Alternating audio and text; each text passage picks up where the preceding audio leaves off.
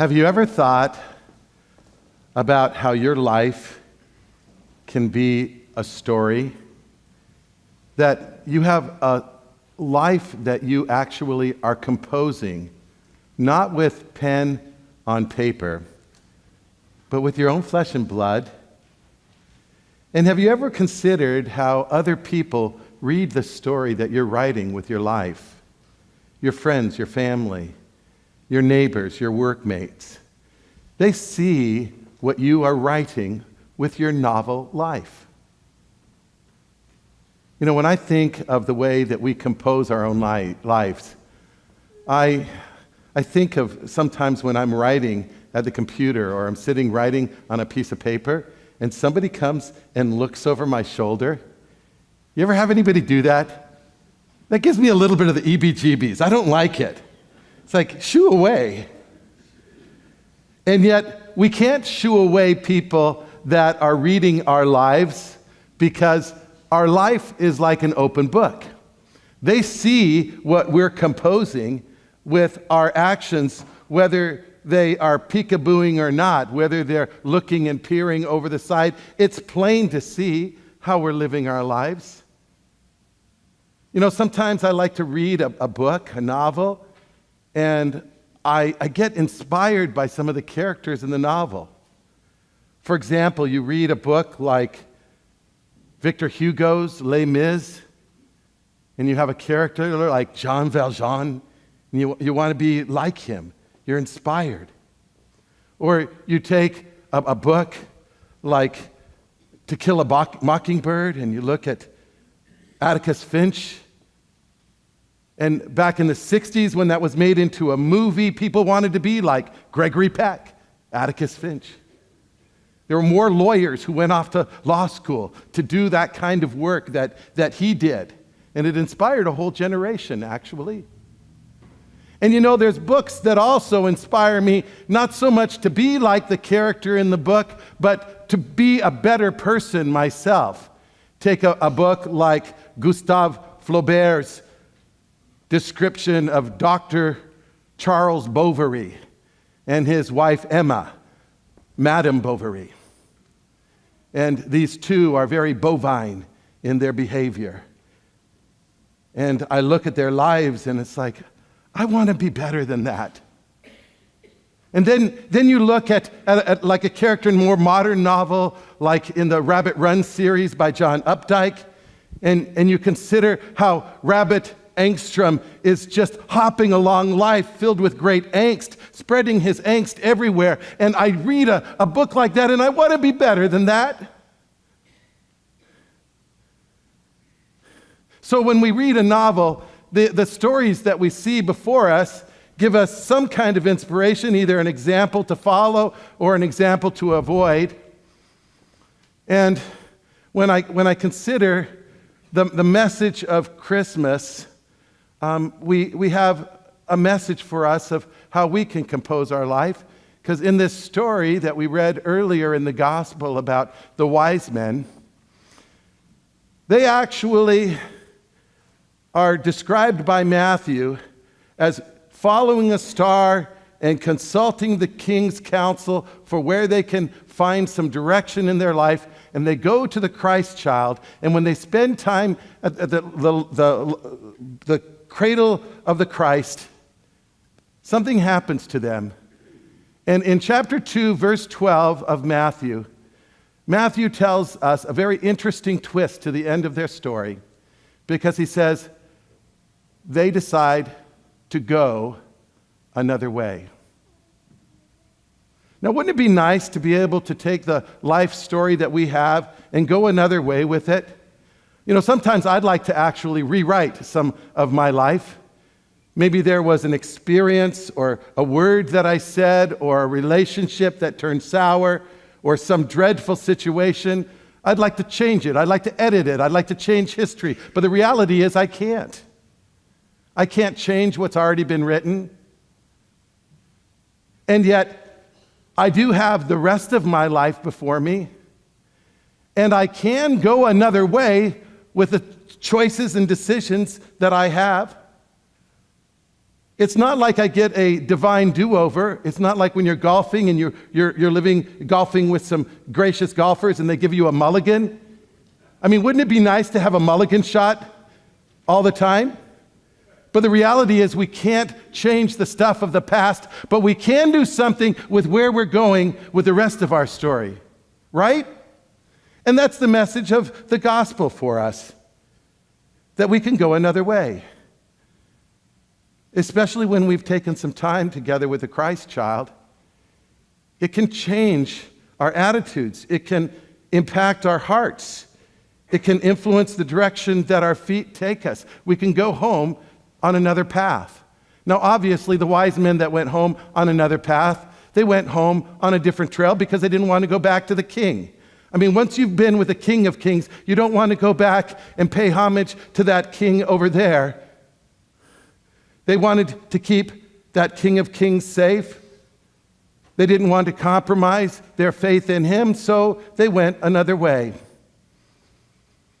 And I think that this is kind of the message that Charles Dickens is giving to us in his Christmas Carol story. He has this description of Ebenezer Scrooge.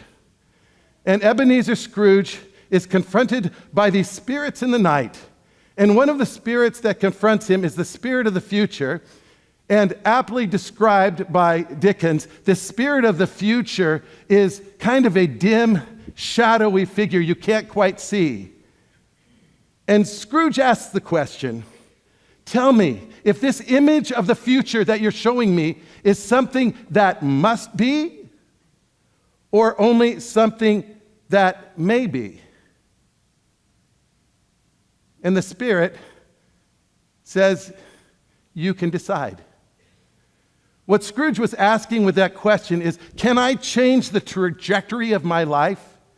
Can a guy who's gone through his whole life calling people idiots for following the Prince of Peace finally come to a place where they embrace the Prince of Peace in their own life and have the peace of Christ that surpasses all understanding guide their hearts and minds? When your house is just filled with humbugs all the time, can you possibly have a little bit of, have you ever seen a humbug? What do they look like anyway? I mean, the question is, I think he's asking is, can we have some spiritual fumigation? Is it possible to fumigate our souls? And the answer that comes to us in the story of A Christmas Carol, and the answer that comes to us in the gospel of Jesus Christ is yes, yes, yes, my friends, yes. You can choose to go a different direction. You have the rest of your life to write your story. Have you ever seen George C. Scott in any movies? Remember his most famous character that he played? General George S. Patton. I thought that was just brilliant. I can't think of Patton without seeing George C. Scott. He did such an amazing job in that film. Well, George C. Scott, as that role as Patton, he said some pretty brutal things. I mean, one of the things that Patton said is, God have mercy on my enemies, because I won't. That's the kind of guy he was.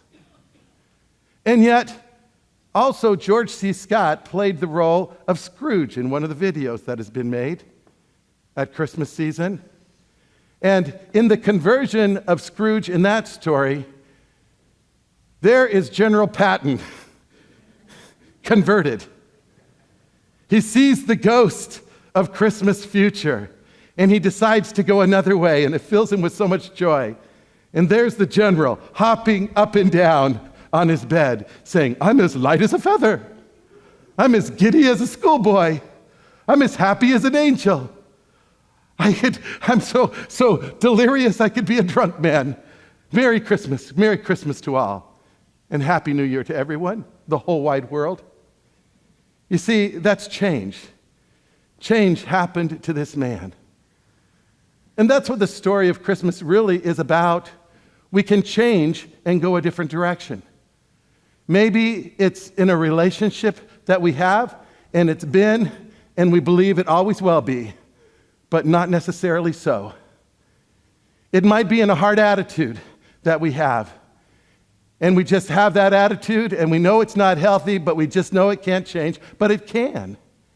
We have the rest of our story that we can write, and with God's help, it can. Maybe we need a major change of direction in our life. Those major changes can happen at any time. It happened in the life of old Scrooge, and it can happen in our lives as well. The Apostle Paul puts it this way: once you were far off, once you were in no relationship with God, once you were citizens of a foreign land, you followed a foreign king, but now you have been brought near through Jesus Christ. That's in the book of Ephesians. In 2 Corinthians, he said, through Christ, all things are made new. The old has become new. And I don't mean to be Pollyanna here. I'm not talking about rewriting history. What is and what has happened stays. It remains. It cannot be changed. But there can be a transformation of our lives. You know, sometimes when I read a novel, I want to just have a different ending to the story. You ever do that? It's like you just really want that person to change. I remember when I was reading Madame Bovary, I was thinking that. You know, I was thinking, golly, you know, here's this Emma. She's such a lovely, pretty thing. And she's got such a wonderful doctor husband. Their lives could be so happy, but she, for some reason, continues to be so discontented. And she wants more money, more satisfaction, more sense of meaning, a more sense of place in society. And yet she just won't put down her romance novels and pick up some scripture and let God's Spirit transform her. She keeps looking, but then she gets a little religion. And you know, a little religion is a dangerous thing. Because you get a little religion, and it can inoculate you to real faith. And so Emma Bovary gets a little religion, and she never really comes to Jesus. She never really spends time with the King of Kings. And so she just keeps on her hunt. And you know the rest of the story. I mean, she takes that arsenic and she dies. Her husband's miserable. And then they have this, he dies. And then that little girl, Bertha, she just lives destitute. Were you planning on reading the book? I'm sorry.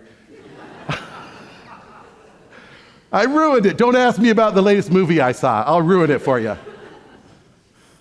You know, that book, it's a horrible ending to the story. It's horrible. It's a horrible ending to the story. But that doesn't have to be the end of our stories. Because we can write the end of our stories. We can have a new direction. We can take a turn in that relationship or in the midst of that situation that we have, or maybe a major change, a decision in life. It could be that we need to get on a different road, or it could be that we just need a little bit of an internal adjustment to our GPS system in our heart. But whatever the case may be, when we come to Christ and when we take time with Christ and we let the true religion of this season, the peace of Christ, which surpasses all understanding, when we let it rest deep in our hearts and the reality of Jesus becomes real because we've been to the cradle of Christ, then our lives are given something that maybe we might not bounce up and down on the bed like a giddy old guy, but at least our hearts will be set to dancing and would be filled with a greater sense of hallelujah. Would you take some time even now, here in the midst of this wonderful, beautiful season, with all the carols and the children and the lights, and open yourself up to Christ? You know what? Change is good. It is always, always good when you are following Christ and you're listening to the direction that Christ wants you to go.